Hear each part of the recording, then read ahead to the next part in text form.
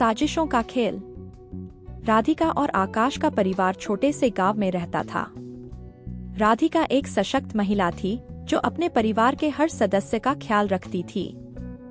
आकाश, उसका पति, एक ईमानदार और मेहनती व्यक्ति था। उनके 2 बच्चे थे, आर्यन और माया, जो हमेशा अपने माता पिता की तरह ईमानदार और मेहनती बनने की कोशिश करते थे। एक दिन गांव में एक नई फैमिली आकर बसी। रमेश और उसकी पत्नी निशा एक अजीब सा व्यवहार करते थे।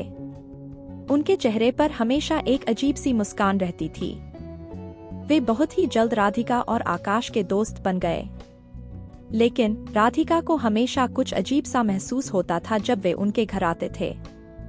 एक रात जब सब सो रहे थे, राधिका को किचन से कुछ आवाजें सुनाई दीं।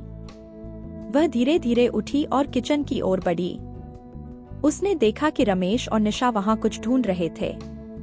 तुम लोग यहाँ क्या कर रहे हो? राधिका ने चौंकते हुए पूछा। ओह राधिका, हम तुम्हारे लिए एक सरप्राइज प्लान कर रहे थे, निशा ने मुस्कुराते हुए कहा।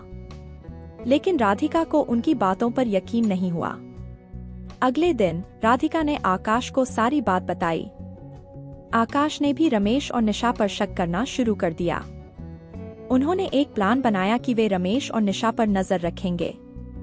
कुछ दिनों बाद गांव में एक अजीब घटना घटी। गांव के मंदिर से भगवान की मूर्ति गायब हो गई। सब लोग बहुत परेशान हो गए। राधिका और आकाश ने सोचा कि शायद रमेश और निशा इस घटना के पीछे हो सकते हैं। रात को जब सभी सो रहे थे, राधिका और आकाश ने रमेश और निशा के घर के पास जाकर उनकी बातें सुनी। हमने भगवान की मूर्ति छुपा दी है। अब देखो कैसे गांव वाले परेशान होते हैं, रमेश ने हंसते हुए कहा। राधिका और आकाश ने तुरंत पुलिस को बुलाया और उन्हें सारी बातें बताईं। पुलिस ने रमेश और निशा को गिरफ्तार कर लिया और भगवान की मूर्ति मंदिर में वापस रख दी। गांव के लोग बहुत खुश हुए और राधिका और आकाश की तारीफ करने लगे। कुछ दिनों बाद रमेश और निशा को जेल से छोड़ दिया गया। उन्होंने फिर से राधिका और आकाश से दोस्ती करने की कोशिश की। हम तुमसे माफी मांगना चाहते हैं। हमने जो किया वह गलत था, निशा ने कहा। लेकिन राधिका और आकाश ने उन्हें माफ नहीं किया और उनसे दूर रहने का फैसला किया। इस घटना के बाद राधिका और आकाश ने सीखा कि हर किसी पर आसानी से भरोसा नहीं करना चाहिए।